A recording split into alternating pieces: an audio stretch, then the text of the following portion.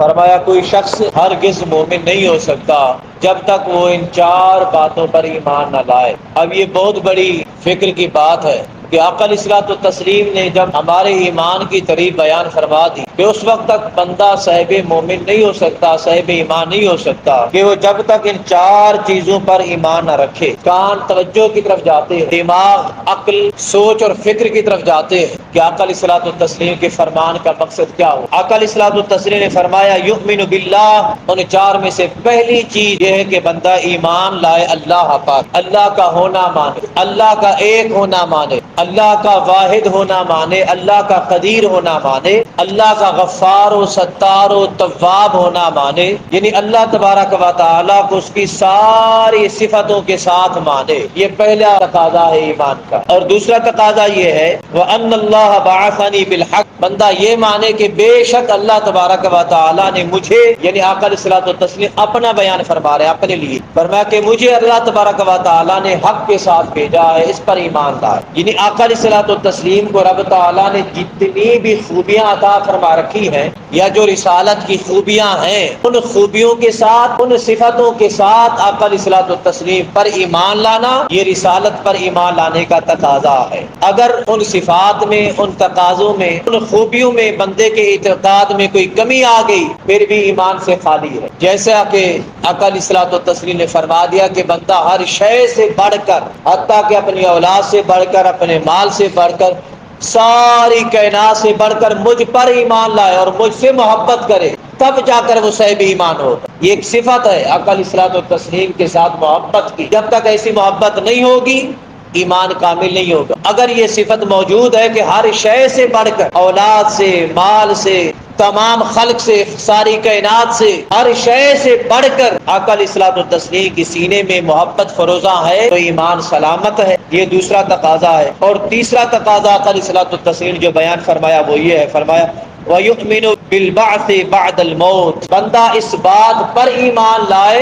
کہ مرنے کے بعد دوبارہ جی اٹھنا ہے۔ یہ تیسرا تقاضا ہے ایمان کا، اس بات پر پختہ یقین۔ اب میں آپ سے پوچھتا ہوں یہ جو ایمان ہے مرنے کے بعد دوبارہ جی اٹھنے کا، دوبارہ زندہ ہونے کا، دوبارہ حساب و کتاب کے لیے تیار ہونے کا، میزان پہ آنے کا، قیامت کے دن اٹھنے کا، حساب دینے کا، اللہ کے حضور حاضر ہونے کا، یہ جو ایمان ہے اس کو کہتے ہیں ایمان آخرت، قیامت پر ایمان لانا۔ یہی ایمان انسان کو نیک اعمال کی طرف راغب کرتا ہے، یہی ایمان انسان کو قرآن کی تلاوت کی طرف راغب کرتا ہے، یہی ایمان انسان کو سجدے کی طرف راغب کرتا ہے، انسان کو حق کی طرف راغب کرتا ہے، انسان کو سچائی کی طرف راغب کرتا ہے، جھوٹ سے بچاتا ہے، اچھے مکارم کی طرف، اچھے اخلاق کی طرف، اچھے آداب کی طرف راغب کرتا ہے اور ہمہ قسم کی برائیوں سے بچا لیتا ہے۔ ایسا کیوں ہے؟ کیونکہ بندے کو پتا ہے میں جو کچھ بھی کرنے والا ہوں پھر رب تعالیٰ کی بارگاہ میں کھڑے ہو کر اس کا حساب دینے والا ہوں۔ اگر یہ ایمان آ جائے بندے کے دل میں، یہ پختگی آ جائے، یہ پختہ یقین ہو جائے کہ میں نے دوبارہ اٹھنا ہے تو حساب و کتاب دینا ہے، تو یقین مانے کوئی بھی ایسا نہیں ہوگا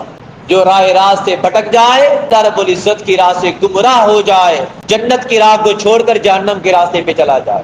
میں آپ کو یہ سادہ سا مثال عرض کرتا ہوں، پیش کرتا ہوں۔ آدمی سامنے جا رہا ہو اور سامنے بلا آ جائے، کوئی مصیبت آ جائے، اب آنکھوں سے دیکھ بھی رہا ہو، کانوں سے سن بھی رہا ہو اور عقل سے سمجھ بھی رہا ہو، میں آپ سے پوچھتا ہوں اس کے سامنے ہاتھ جوڑ کے کھڑا ہو جائے گا یا بھاگ جائے گا؟ بھاگ جائے گا نا۔ یہ تمام برائیاں، تمام گناہ، ہما قسم کی رب تعالیٰ کی نافرمانیاں اسی بلا کی طرح ہیں ہمارے سامنے۔ اگر ہمارا یقین ہو جائے کہ ہم نے حساب دینا ہے اور اٹھنا ہے مرنے کے بعد، رب کے حضور حاضر ہونا ہے، ہر ایک شے کا حساب ہوگا، اگر یہ پختہ یقین ہو جائے تو یقین کرے کوئی بھی شخص کبھی بھی ان رذائل کی طرف متوجہ نہیں ہوگا جن کی طرف رب تعالیٰ متوجہ ہونے سے ناراض ہوتا ہے۔ ان کاموں سے اجتناب کرے گا، ان اعمال سے بچے گا، ایسے کردار سے بچے گا جس کردار کے اختیار کرنے سے رب تعالیٰ کی ناراضگی ہوتی ہے۔ بس آخرت کا یقین پختہ ہو جائے، ہمارے اندر آخرت کے یقین کی پختگی ختم ہو گئی ہے، اس لیے آج ہمارے سجدے قضا ہے، اس لیے آج ہماری زبانوں کو فکر خدا کی چاشنی نصیب نہیں ہے۔ آج ہمارے سینے ہدایت کے نور سے خالی ہوتے جا رہے ہیں، صرف اس لیے کہ آخرت پر یقین ختم ہوتا جا رہا ہے۔ اور پھر آخر میں آقا علیہ الصلوۃ والتسلیم فرمایا، چوتھا تقاضا یہ ہے وَيُؤْمِنُ بِالْقَدْرِ خَيْرِهِ وَشَرِّهِ، انسان کو خیر اور شر جو کچھ بھی پہنچے وہ یہ یقین رکھے کہ اس کے قدرت میں لکھا ہوا ہے اللہ تبارک و تعالیٰ کی طرف سے۔ اب جب بندے کو یہ ایمان مل جائے، یہ یقین مل جائے، یہ پختہ اعتقاد مل جائے کہ خیر اور شر کی جو تقدیر ہے وہ رب تعالیٰ کی طرف سے ہے، تو میں آپ سے پوچھتا ہوں اس کو صبر کی دولت نصیب ہوگی کہ نہیں ہوگی؟ ہو جائے گی نا۔ اور پھر یہ صبر ایک ایسی دولت ہے جس کے بارے میں رب تعالیٰ نے قرآن مجید میں بار بار ارشاد فرمایا، ان اللہ مع الصابرین، میں خود خدا، میں رب کائنات، میں اللہ رب العزت صبر کرنے والوں کے ساتھ کھڑا ہوتا۔ مصیبت میں، پریشانی میں، جب بندہ خیر میں، خوشی کے عالم میں کھڑا ہو تب بھی رب تعالیٰ کا شکر ادا کر رہا ہو، اگر مصیبت آ گئی تب بھی بندہ صبر کے ساتھ، تحمل کے ساتھ رب تعالیٰ کا شکر ادا کر رہا ہو۔ رب تعالیٰ فرماتا ہے میرے فرشتوں گواہ بن جاؤ، میں رب کائنات کا اس بندے کے ساتھ میرا ساتھ ہے۔ آقا علیہ الصلوۃ والتسلیم یہ چار تقاضے بیان کرتے ہیں ایمان کے، اور یہ چاروں تقاضے ایسے ہیں اگر جن کو جوڑ دیا جائے تو اس کا خلاصہ یہ نکلتا ہے کہ جس طرح ایمان کا اقرار، اب یہ حدیث پاک کا خلاصہ عرض کر رہا ہوں، یہ دل کی تختی پہ لکھ لینا، جس طرح ایمان کا اقرار ہو اسی طرح اعمال کے ساتھ اپنی ایمان کا اظہار بھی ہو۔ یہ ہے نا ایمان کے تقاضے ہیں، ارکان ہے ایمان کے، جتنے بھی ارکان ایمان ہیں، جب بندہ ان ارکان کا اظہار کر رہا ہو، اقرار کر رہا ہو اپنی زبان کے ساتھ کہ اللہ ایک ہے، قیامت ہوگی، یہ قرآن اللہ کا کلام ہے، حساب و کتاب ہوگا، دوبارہ اٹھنا ہوگا، جنت و دوزخ ہوگی، یہ جو ارکان ایمان ہیں جب ان کا اقرار کر رہا ہو تو ان کے ساتھ ساتھ اپنے اعمال کے ساتھ تمام ارکان ایمان کا اظہار بھی کر رہا ہو، یہ ہے حقیقت ایمان۔ اگر ہم اس سے چوک گئے، بھول گئے، ہٹ گئے، علیحدہ ہو گئے، جدائی ہوگی،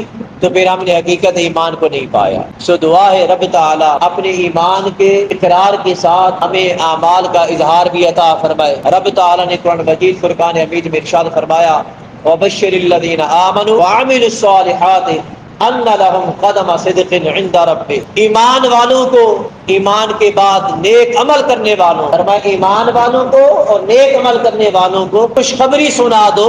کس بات کی خوشخبری؟ کس چیز کی خوشخبری؟ فرمایا ان کے رب کے پاس ان کے لیے سچ کا مقام ہے۔ وہ سچ کا مقام کیا ہے؟ مفسرین نے فرمایا کہ رب تعالیٰ کل قیامت کے دن نیک عمل کرنے والوں کو ایمان کے بعد جو نیک عمل کرتا ہے اس کو جنت کا مقام عطا فرمائے گا اور اپنے حبیب کی سفارش عطا فرمائے گا۔